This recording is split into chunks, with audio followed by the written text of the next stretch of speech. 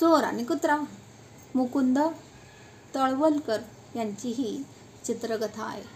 एक श्रीमंत शेतकरी झोपला होता. त्याने कुत्रा पाळला. तो घराची राखण करीतच. मध्यरात्री चोर आला. कुत्रा भुंकू लागला. चोर म्हणाला, माझ्यावर कशाला भुंकतोस? मी तुझ्या धन्याचा मामा. कुत्रा म्हणाला, असशील, मी भुंकत राहणार. धन्याला जागे करणार व तो तुझा निकाल लावेल. कुत्रा भुंकतच राहिला.